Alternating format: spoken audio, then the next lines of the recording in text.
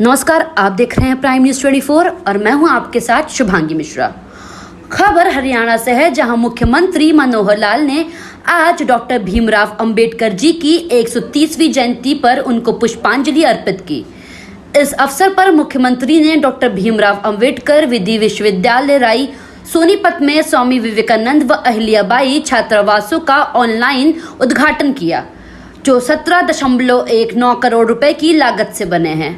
मुख्यमंत्री ने अपने संबोधन में कहा कि बाबा साहेब डॉक्टर भीमराव अंबेडकर जी की देश के संविधान के निर्माण में विशेष भूमिका रही है। उन्होंने कहा कि उन्होंने अपना समस्त जीवन देशवासियों, विशेषकर गरीबों तथा समाज के कमजोर एवं पिछड़े वर्गों के उत्थान तथा कल्याण में लगा दिया। मुख्यमंत्री ने कहा कि प्रदेश का हर नागरिक समाज से छुआछूत, असमानता और जातिवाद को खत्म करने का संकल्प ले।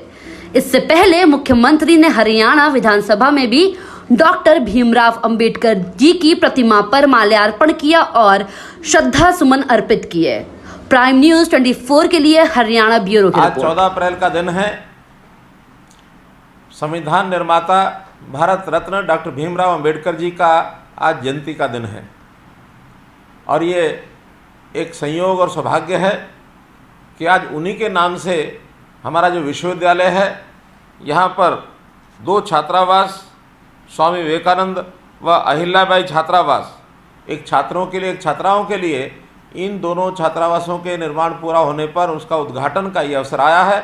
इस अवसर पर आपको बहुत बहुत बधाई और बहुत बहुत शुभकामना देता हूँ। हम जानते हैं कि डॉक्टर अंबेडकर कोई सामान्य नाम नहीं है। डॉक्टर भीमराव अंबेडकर जी का जन्म मध्य भारत के एक छोटे से गांव महू में आज से 130 साल पहले। उस समय देश गुलाम था। देश की आज़ादी के लिए तरह तरह के आंदोलन उस समय चल रहे थे। बड़े होकर के शिक्षा प्राप्त करते हुए इनके मन में भी आज़ादी की क्रांति का एक बीज फूटा। इन्होंने शिक्षा प्राप्त करते हुए वो अपने विचार अपने अंदर भी पैदा किए और दूसरे लोगों में भी आज़ादी को प्राप्त करने के लिए एक लौ पैदा की। पढ़ाई के अंदर बहुत ही तीक्ष्ण बुद्धि का ये बालक, ये आगे चल कर के उच्च शिक्षा में इन्होंने अर्थशास्त्र की शिक्षा भी ली, विधि विज्ञान की शिक्षा भी ली, विदेशों में पढ़ाई के लिए गए और एक अच्छे विधिवेता इस नाते से यहाँ तक पहुँचे कि उस अंग्रेज़ के समय एक सरकारी विधि विश्वविद्यालय और उसके ये कुलपति भी बने। आगे चलकर दिल्ली विश्वविद्यालय रामजस की जो प्रबंध समिति रामजस कॉलेज की, उसके अध्यक्ष भी रहे।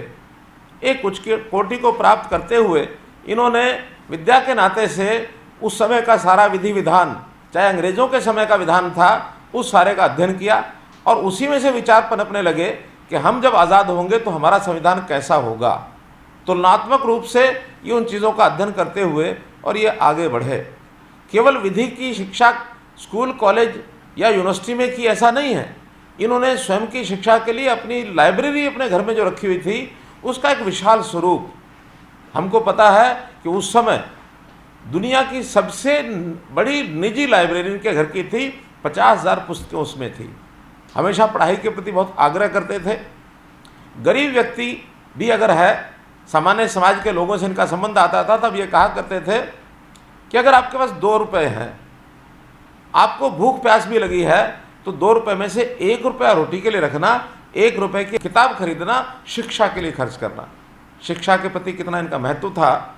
आगे चल कर के हमारे संविधान की जो संविधान निर्माण के लिए जो संविधान सभा बनी थी, उसका इनको अध्यक्ष बनाया गया, क्योंकि इससे इनसे बड़ा विधिवेता और कोई आसपास उस समय अपने देश में भी नहीं था।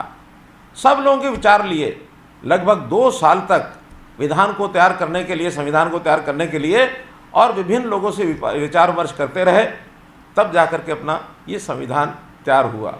इस संविधान को तैयार करने के समय उन्होंने देश के यानी हर प्रकार के समाज की चिंता की, समन्वय बैठाया।